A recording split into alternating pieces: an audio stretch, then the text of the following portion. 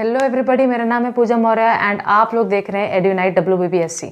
पिछले वीडियो में हम लोगों ने काफ़ी कुछ डिस्कस कर लिया था about chapter number 4 and we discuss till Bongo Bhasha Prakashika Sabha, land holder society and Indian association.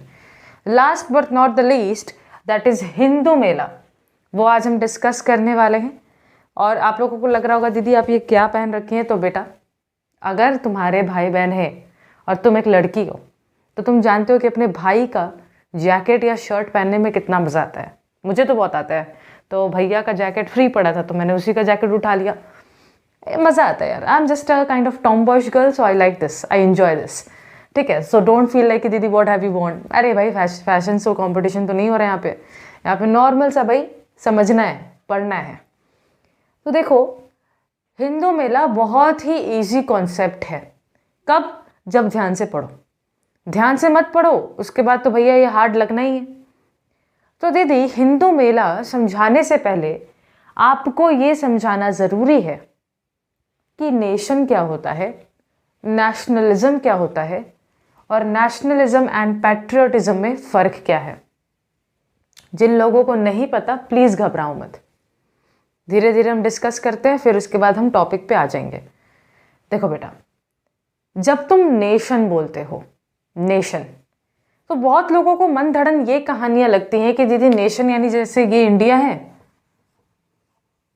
तो इंडिया के बाउंड्रीज में जो होगा आप बोलेंगे कि ये हमारा इंडियन नेशन है।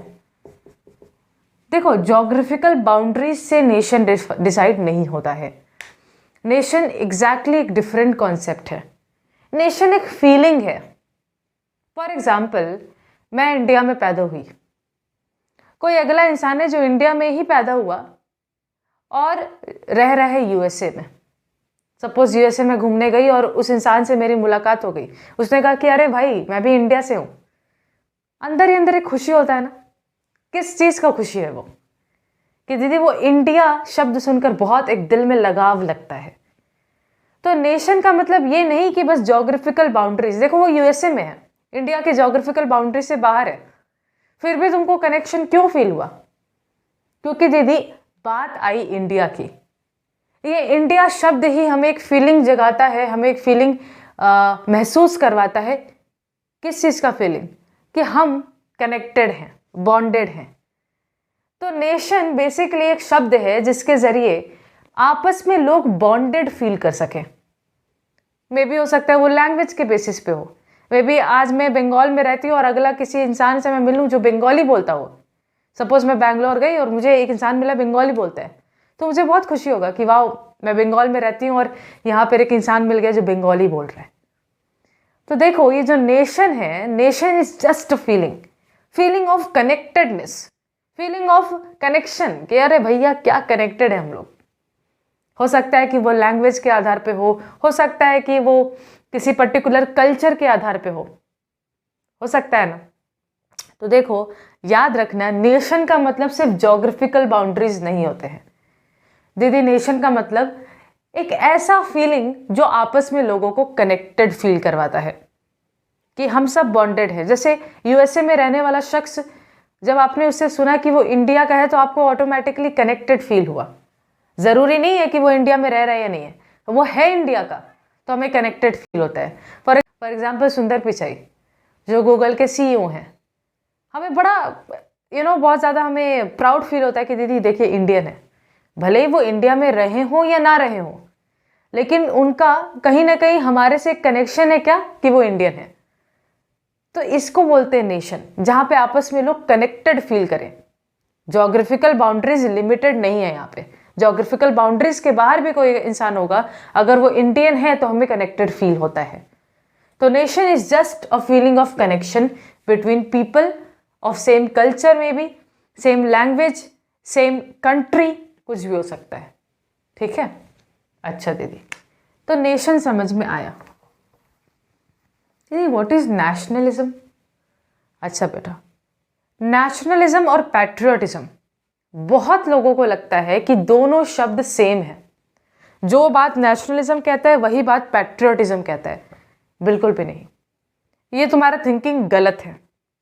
सबसे पहले तो ये समझो कि पैट्रियोटिज्म होता क्या है। देखो बेटा, सपोज तुम्हारे देश में कुछ अच्छा हो रहा हो, तो अगर तुम उस चीज का सपोर्ट करते हो तो अच्छी बात है, लेकिन अगर कुछ बुरा हो रहा है तो तुम उसके अगेंस्ट भी बोलते हो। तो दीदी, देश में अगर कुछ अच्छा चल रहा है तो उसका सपोर्ट भी करें, और कुछ बुरा हो रहा है तो उसके अगेंस्ट भी खड़े हो जाएं। इसे बोलते हैं देशभक्ति, इसी को बोलते हैं पैट्रियटिज्म। तो दीदी, पैट्रियटिज्म ये एक फीलिंग है। किस चीज का फीलिंग? कि दीदी अगर देश में कुछ अच्छा चले तो उसकी तारीफ भी करेंगे, और कुछ बुरा हो तो उसके अगेंस्ट भी बात करेंगे। अच्छा दीदी, नेशनलिज्म क्या है बेटा? नेशनलिज्म कहता है कि देश में अच्छा हो या बुरा हो, तुमको हमेशा सपोर्ट करना है। क्यों? क्योंकि वो तुम्हारा देश है। दीदी, देश में अच्छा कानून लीगलाइज किया जाए या फिर बुरा हो, हम चूंकि इंडिया में रहने वाले हैं तो हम इंडिया में लाए गए हर लॉ को सपोर्ट करेंगे, चाहे वो अच्छा हो या बुरा हो। इस फीलिंग को बोलते हैं नेशनलिज्म। तो देखो, बारीक सा डिफरेंस है दीदी, एक तरफ है नेशनलिज्म, एक तरफ है पैट्रियटिज्म। नेशनलिज्म कहता है कि देश में अच्छा हो या बुरा हो हर वक्त सपोर्ट करो, और पैट्रियटिज्म कहता है कि अच्छा हो तो सपोर्ट करो, बुरा हो तो अगेंस्ट भी बातचीत करो। दीदी, तो पैट्रियटिज्म ज्यादा अच्छा लग रहा है। ठीक है, अच्छा लगने की बात यहाँ पे नहीं है, दोनों आइडियोलॉजी है, दोनों सोच है, उसको समझो। इसका मैं जब इसके बारे में यूट्यूब में बहुत ही ज़्यादा खोज रही थी तो फाइनली मुझे एक वीडियो भी मिला। उस वीडियो में उन दीदी ने कहा था कि एक सेंटेंस बोला, और उस सेंटेंस से मेरा तो दिमाग का पिटारा खुल गया। उन्होंने उस सेंटेंस में कहा कि पैट्रियटिज्म कहता है कि मैं अपने देश के लिए जान दे सकता हूँ। पैट्रियटिज्म, देशभक्ति, कहता है कि मैं अपने देश के लिए जान दे सकता हूं। नेशनलिज्म कहता है कि मैं अपने देश के लिए जान ले सकता हूं।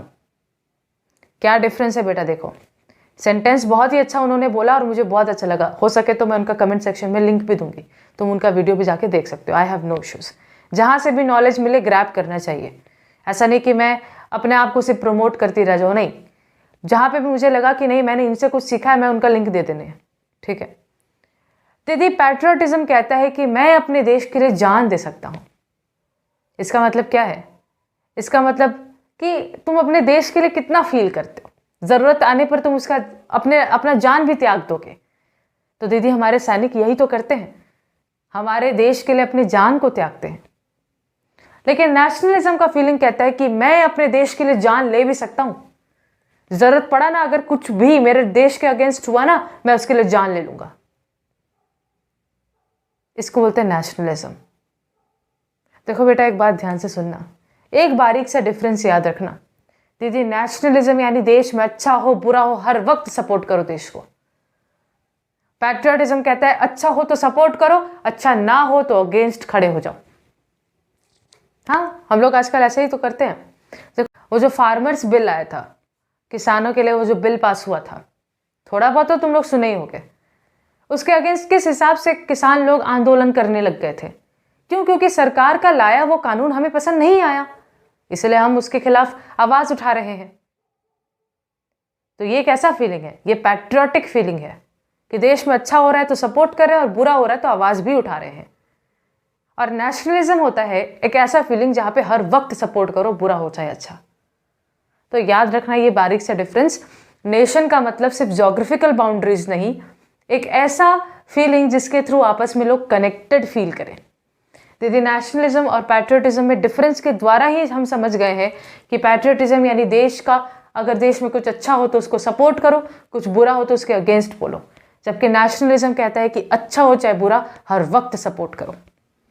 आई होप ये तुमको समझ में आया। ये मैंने इसलिए समझाया बेटा क्योंकि हिंदू मेला में ये शब्द यूज होगा, नेशनलिज्म का शब्द यूज होगा। और अगर तुम्हें नेशनलिज्म का ही शब्द नहीं मालूम है तो अनफॉर्चुनेटली तुम्हें समझ में ही नहीं आएगा कि दीदी आखिर आप कहना क्या चाहती हैं।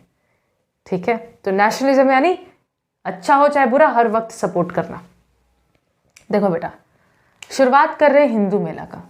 जैसा कि नाम में ही मेला है, मेला मतलब क्या? वही मेला जहाँ पे हम जाते हैं कि कुछ हम लोग खा पी सके, मौज मस्ती करें, हम लोग इधर उधर बोलते हैं ना, स्लीपर्स पे चढ़े, ये सब चीज़ें करें, इसको बोलते हैं मेला। ये भी कुछ वैसा ही मेला था, लेकिन सिर्फ यहाँ पे ये सब मौज मस्ती नहीं होने वाला था। ये एक ऐसा मेला था जहाँ पर इम्पोर्टेंट बातचीत भी होने वाला था। मेले में, चाहे अभी मैं तुमको बताऊंगी भी डिटेल में, तुम लोग को समझ में आएगा कि ये आम मेला जैसा नहीं है जिस मेले में हम जाना बचपन में खूब पसंद किया करते थे। वैसा मेला नहीं है, ये थोड़ा सा हटके है, देखेंगे। शुरुआत चलो करते हैं। देखो, इंडिया में ये जो नेशनलिज्म का फीलिंग है, समझ में आया नेशनलिज्म शब्द का मतलब मैंने क्यों बताया? क्या, कौन सा फीलिंग है दीदी? अच्छा हो चाहे बुरा, हर वक्त सपोर्ट करना। इंडिया में ये जो नेशनलिज्म का फीलिंग है, इसको पहली बार लोगों के अंदर बहुत ही बड़े लेवल पे जगाने में जो बहुत इंपॉर्टेंट पर्सन रहे हैं वो है राजनारायण बोस। याद रखना, he is the pioneer of the Indian nationalism. The word Pioneer means वो इंसान जो पहली बार किसी चीज का शुरुआत करे, पहली बार किसी चीज का शुरुआत किया, उसके बाद आगे और लोग करते गए। उस हिसाब से पायनियर जो रहे हैं इंडियन नेशनलिज्म के, वो है राजनारायण बोस। तो क्वेश्चन एग्जाम में डायरेक्टली आता है कि who was the pioneer of Indian nationalism? Rajnarayan Bose. इसलिए इनको grand father of Indian nationalism भी बोलते हैं। इंडियन नेशनलिज्म के दादाजी, grand father of Indian nationalism. ठीक है, तो 2 MCQ यहीं पे प्रिपेयर करो। The pioneer of Indian nationalism Rajnarayan Bose, the grand father of Indian nationalism Rajnarayan Bose. क्यों दीदी, इनको इतना बड़ा दर्जा दिया क्यों जा रहा है? आखिर इन्होंने किया क्या? एक्चुअल में बेटा इन्होंने एक प्रोस्पेक्टस सबमिट किया। What is a prospectus? Does anybody know? पता है तुम लोगों को क्या होता है? बस छोटा सा इस एज में इतना ही समझो कि दीदी एक बुकलेट का फॉर्म में होता है, जैसे मैगजीन जैसे छपा होता है ना, वैसे बुकलेट का फॉर्म में होता है। वहाँ पे कुछ अपने ओपिनियंस को लिख देना होता है, इसको हम प्रोस्पेक्टस बोलते हैं। तो 1867 में इन्होंने एक प्रोस्पेक्टस लिखा, जिस प्रोस्पेक्टस में इन्होंने इंडियन नेशनलिज्म के बारे में बातचीत करी। मतलब बातचीत करी कि कैसे इंडिया में होने वाले हर चीज को इंडियंस को सपोर्ट करना चाहिए, इस बारे में बातचीत करी, और जिसके कारण इंस्पायर होते हैं नोबोगोपाल मित्रा। तो देखो, जैसे मैं राजनारायण बोस हूं, मुझे grand father of Indian nationalism बोला जा रहा है, पायनियर ऑफ इंडियन नेशनलिज्म बोला जा रहा है। मैंने एक प्रोस्पेक्टस लिखा, प्रोस्पेक्टस को नोबोगोपाल मित्रा ने पढ़ा और बहुत इंस्पायर हुए कि वाह क्या बात बोल रहे हैं राजनारायण बोस, वाह सच बात है। इंडिया में होने वाले हर चीज़ को इंडियंस को सपोर्ट करना चाहिए। हमारे देश के अगर छोटे मोटे जितने भी लोग हैं, अगर कुछ भी कदम उठा रहे हैं अंग्रेज़ों के खिलाफ, तो उसको सपोर्ट करना चाहिए। फॉर एग्जाम्पल, तुम लोग और भी ज़्यादा क्लैरिटी के लिए समझो, जैसे रिवोल्ट ऑफ 1857 हुआ था, है ना? तो रिवोल्ट ऑफ 1857 के कुछ सपोर्टर्स थे, तो कुछ नॉन सपोर्टर्स भी थे।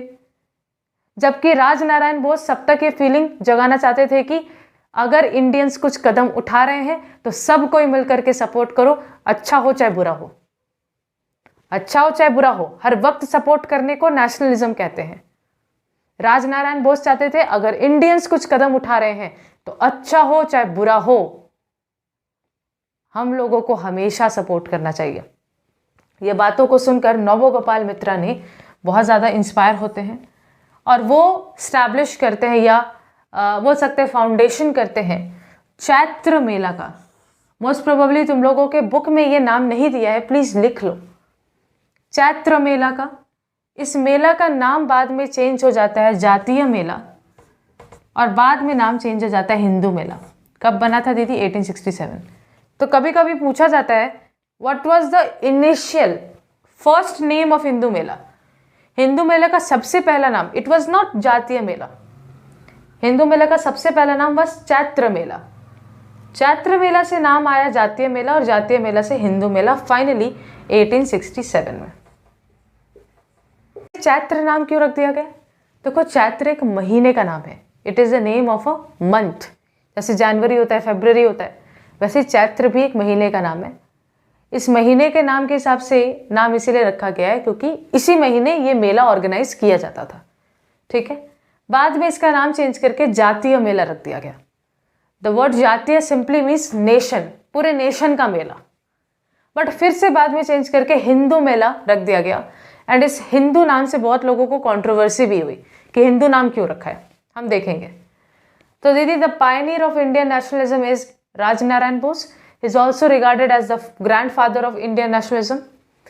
इन्होंने एक प्रोस्पेक्टस लिखा 1867 में, जिससे इंस्पायर होकर नोबोगोपाल मित्रा ने फाउंडेशन कर दिया या ऑर्गेनाइज करना शुरू कर दिया चैत्र मेला का, जिसका नाम चेंज करके हो गया जातीय मेला, जिसका बाद में नाम चेंज करके हो गया हिंदू मेला 1867 में। इस हिंदू मेला, देखो हिंदू मेला सुनकर के घबराना नहीं, मैं बार बार बोल रही हूँ, जस्ट एक जैसा मेला ऑर्गेनाइज किया जाता है, ये भी एक मेला ही था जो ऑर्गेनाइज होता था, बट ये पॉलिटिकल मोटिव से था, इसका मोटिव अलग था। आप लोग देखोगे यहाँ पे, हम लोग अभी देखेंगे क्या था, बट ये नॉर्मल मेला की तरह मत सोचना जहाँ पे हंसी खेलने के लिए, मजाक करने के लिए लोग जा रहे हैं, अड्डाबाजी करने के लिए, वैसा नहीं, ये थोड़ा सा डिफरेंट था।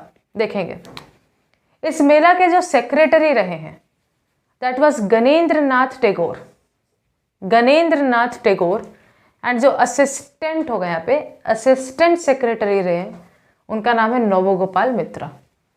तो दीदी, सेक्रेटरी हिंदू मेला के, उनका नाम है गणेंद्र नाथ टैगोर, और जो असिस्टेंट सेक्रेटरी हैं उनका नाम है नोबोगोपाल मित्रा।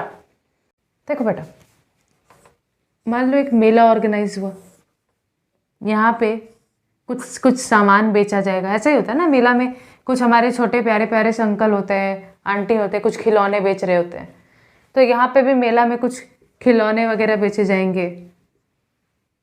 तो देखो यहाँ पे इंपॉर्टेंट बातचीत क्या है, बिल्कुल एक मेला जैसा था लेकिन थोड़ा सा डिफरेंट, जो कि मैं बार बार तुमको बता रही हूँ। इस मेला के थ्रू लोगों ने ये सब पे विश्वास जगाने की कोशिश करी थी कि अगर इंडिया को आज़ादी चाहिए, अगर इंडिया को अंग्रेज़ों के खिलाफ आवाज़ उठाना है, तो इसके लिए उनको किसी और इंसान की ज़रूरत नहीं है, हम खुद में सेल्फ सफिशिएंट हैं। हमें अगर कुछ हासिल करना है, कुछ पाना है, तो हमारे खुद के अंदर वो कैपेबिलिटी है कि हम उसे पा सकें। हमें किसी और शख्स की ज़रूरत नहीं है जो हमारी आकर के मदद करे। देखो, to foster the spirit of self help, लोगों में ये विश्वास जगाना कि आपके अंदर वो कैपेबिलिटी है। आप जा रहे हो, अंग्रेज़ों के हथियारों को देखकर डर जा रहे हो कि अंग्रेज़ों के पास मॉडर्न वेपन है, हमारे पास नहीं है, डरने की बात नहीं है। आपके अंदर का स्किल्स, आपके अंदर का विश्वास ही काफ़ी आपको जीत दिलाने के लिए। आपको किसी और चीज़ की आवश्यकता नहीं है, और चीज़ की ज़रूरत नहीं है। तो लोगों में ये विश्वास जगाना कि हम सब अपना खुद का हेल्प करके, अपना खुद का भरोसा बन के अंग्रेज़ों का सामना कर सकते हैं। ठीक है। सेकंड, एक बहुत ही फेमस ओरेटर थे। The word orator, what do you mean by it? Orator यानी कि वो इंसान जो बहुत अच्छा बोलता हो। मान लो लोगों के सामने जिससे बोलना बहुत अच्छा से आता है। फॉर एग्जाम्पल नरेंद्र मोदी, जब बोलते हैं मोदी जी तो सबको सुनने लग जाता है, क्योंकि उनके पास इतना अच्छा तरीका है बोलते हैं कि इंसान थोड़ा इंटरेस्टेड हो जाता है कि वाह क्या बोल रहे हैं। तो इसको बोलते हैं एक अच्छा orator. The word orator simply means one who gives speeches, जो स्पीचेस देता है उसे ओरेटर कहते हैं। तो मनमोहन बोस नाम के एक फेमस ओरेटर थे उस जमाने के। उन्होंने लोगों को कहा, national progress, national unity, practice of self sufficiency. वो कहने लगे लोगों को कि अगर आपको अपने देश की प्रोग्रेस चाहिए तो आपको देश के हर नागरिक को यूनाइट करना होगा। यूनिटी आपस में होना चाहिए, एकता होना चाहिए। ऐसा नहीं कि एक इंसान अंग्रेज़ों को सपोर्ट कर रहा है तो एक उसके खिलाफ खड़ा है। अंग्रेज़ बुरे हैं, इसमें कोई दो राय नहीं है। अंग्रेज़ हमें हमेशा नीचे दबाते हैं, इसमें कोई दो राय नहीं है। हम सबको एक साथ होकर के अंग्रेज़ों का सामना करना ही है। ठीक है। तो नेशनल यूनिटी अगर रहेगा, अगर लोग सेल्फ सफिशिएंसी को प्रैक्टिस करेंगे, द वर्ड सफिशिएंसी यानी मेरे पास जितना है वो इनफ है। लोगों को जब ये विश्वास होने लग जाएगा कि मुझ में कोई कमी नहीं है, ऐसा नहीं है कि अंग्रेज़ों के पास मॉडर्न वेपन है और हमारे पास ट्रेडिशनल वेपन है तो हम हार जाएंगे बिकॉज हमारे पास वेपन्स की कमी है। अगर हमारे पास दृढ़ विश्वास है, अगर हमारे पास बोलते हैं ना मन में विश्वास है, तो हम ज़रूर कर दिखाएंगे। तो मनमोहन बोस जो उस समय के फेमस ओरेटर हैं, उन्होंने सभी लोगों को ज़रूर ये बातचीत सिखाई है कि अगर आप नेशन के प्रोग्रेस को चाहते हैं तो नेशन में यूनिटी लेके आइए। आप सब लोग अपने अंदर एक फीलिंग जगाइए कि आप सब काफ़ी हैं। आप सब काफ़ी हैं, आपके अंदर इतनी कैपेबिलिटी है कि आप जो चाहे वो पा सकते हैं, तो अंग्रेज तो क्या है, उनको हटाना तो कोई बड़ी बात नहीं है। इंडियन इकोनॉमी को बिल्ड करना चाहते थे। दीदी इसका मतलब देखो, इकोनॉमी का मतलब होता है पैसा। अभी तो इतने समझो, इकोनॉमी का तो और भी बहुत ही डिटेल में मीनिंग है। मैं खुद इकोनॉमिक्स ऑनर्स कर रही हूँ तो मैं जानती हूँ इस शब्द को, बट तुम लोग नहीं जानते हो। खास करके तुम लोग तो वेस्ट बंगाल बोर्ड के हो, सीबीएसई बोर्ड में इकोनॉमिक्स एक अलग सब्जेक्ट है भी, वेस्ट बंगाल बोर्ड में नहीं है। 11 में अगर तुम लोग कॉमर्स लेते हो या ह्यूमैनिटीज़ लेते हो तो पहली बार इकोनॉमिक्स शब्द से जान पाओगे। देखो बेटा, इकोनॉमी, अभी समझो कि देश का पैसा का हालत, तो मान लो कोई देश बहुत गरीब है तो हम कह सकते हैं कि दीदी देश का इकोनॉमी बहुत वीक है, बहुत गरीब देश है। वहीं यूएसए बहुत अमीर है तो दीदी देश का इकोनॉमी बहुत ऊपर है, बहुत रिच इकोनॉमी है। तो देखो, इकोनॉमी यानी पैसा का हालत, पूरे देश में पैसे का हालत क्या है। तो तुम लोग सब जानते हो कि इंडिया में उस ज़माने में इंडियन कारीगर जो थे, हमारे इंडियन मान लो घड़ा बनाने वाले, इंडियन ड्राइंग्स बनाने वाले, पेंटिंग्स करने वाले, उनका प्रोडक्ट का कोई डिमांड था ही नहीं, क्योंकि अंग्रेज ज़बरदस्ती ला करके अपने फॉरेन प्रोडक्ट्स हमारे यहाँ पे थोप रहे थे, बेच रहे थे। तो इंडिया के जो रियल इंडियन कारीगर हैं उनका कोई कमाई ही नहीं था। बात समझ पा रहे हो? अगर इंडियंस अपना सामान बेचते तो उससे उनका 2 रोटी चलता, हमारे देश का इकोनॉमी बढ़ता, हमारा देश अमीर होता, देश में पैसा आता। लेकिन बेटा सिर्फ अंग्रेज लूट लूट कर लेकर जा रहे थे और अपना सामान ज़बरदस्ती यहाँ पे थोप के बिकवा रहे थे, हमारे इंडियन प्रोडक्ट्स नहीं बिक रहे थे। तो हिंदू मेला में पता है, अभी जस्ट मैं तुमको बता रही थी कि हिंदू मेला में ऐसे हमारे क्यूट क्यूट से अंकल बैठे होंगे जो खिलौना वगैरह बेचेंगे। तो एग्जैक्टली हिंदू मेला में ऐसे ऐसे हमारे इंडियन कारीगरों को बिठाया जाता था, सामान बेचा जाता था, तो इंडियन होता था वो प्रोडक्ट्स, इंडियन प्रोडक्ट्स बिकता था तो हमारे लोग का 2 रोटी चल पाता था। तो हिंदू मेला में अंग्रेज का प्रोडक्ट, अंग्रेजी प्रोडक्ट, फॉरेन प्रोडक्ट बेचने के जगह इंडियन प्रोडक्ट्स बेचा जाता था, ताकि हमारा देश का पैसा का हालत थोड़ा सुधरे। हमारा जो छोटा मोटा किसान नागरिक जो है, जो बहुत मेहनत करके एक कोई भी चीज़ बनाता है, उसका सामान बिक पाए, वो लोग का भी पेट पल सके। ठीक है। लास्ट, लोगों को ये सिखाना कि आपको किसी और के ऊपर निर्भर होने की ज़रूरत नहीं है। आपको ज़रूरत नहीं है कि आप फ्रांस, फलाना ढिमकाना लोगों के ऊपर डिपेंडेंट होकर अपने आज़ादी को छीने।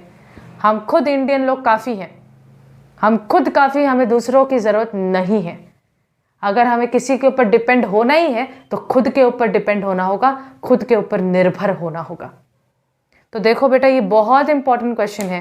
जैसे इंडियन एसोसिएशन में उसका ऑब्जेक्टिव्स बहुत इंपॉर्टेंट था, हिंदू मेला का भी ऑब्जेक्टिव्स बहुत इंपॉर्टेंट है।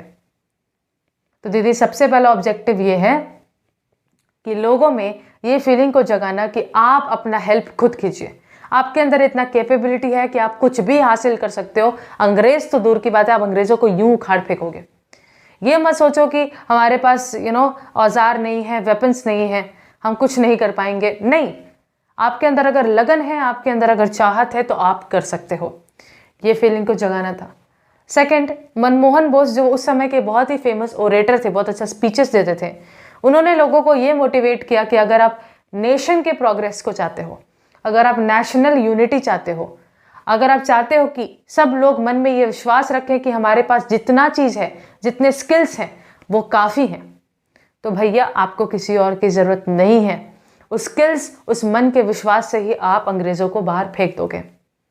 थर्ड, इंडिया की इकोनॉमी जो लगातार नीचे गिर रही थी, हमारे इंडियन कारीगर जो कुछ नहीं कमा रहे थे, उनका घर का रोटी नहीं चल रहा था, उनको प्रमोट करने के लिए इस मेला के अंदर जो भी खिलौने या छोटे मोटे प्रोडक्ट्स बिकते थे वो इंडियन कारीगर्स के ही होते थे।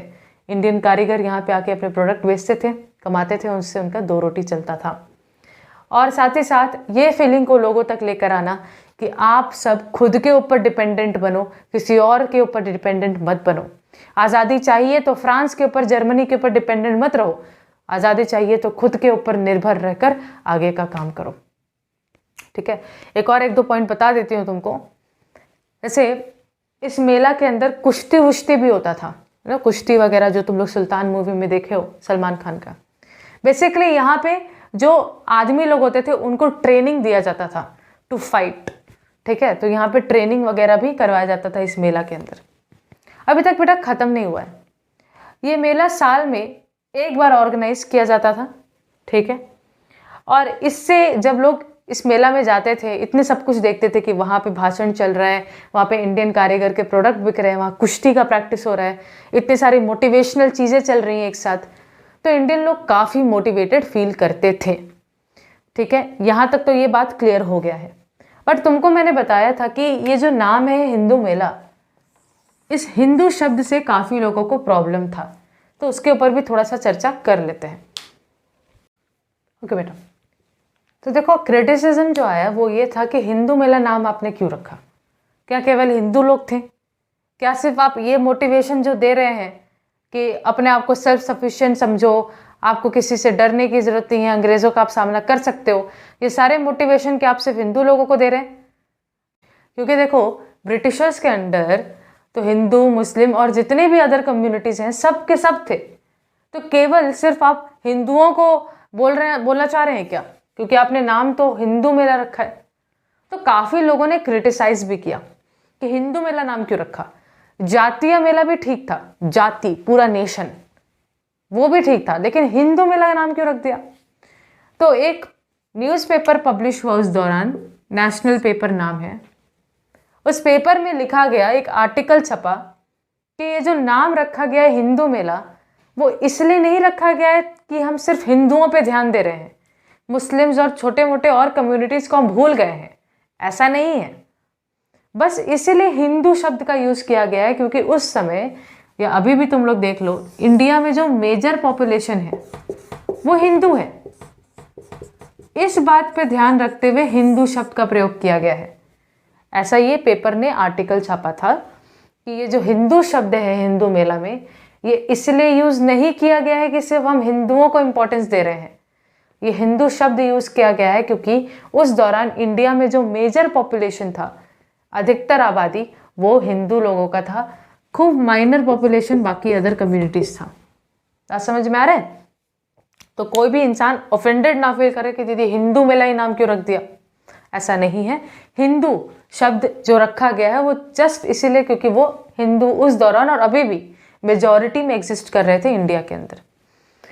आई होप कि तुमको ये वीडियो समझ में आया, तुमको थोड़ा सा लगा कि नहीं दीदी अब हिस्ट्री में थोड़ा सा दिलचस्पी जाग रहा है। हिस्ट्री बस वो रटने वाला सब्जेक्ट नहीं रहा, हिस्ट्री कुछ अलग है, कुछ अनोखा है। आई होप कि तुमको अब समझ में आ रहा है, ठीक है। Thank you so much for watching, take care, stay safe, bye.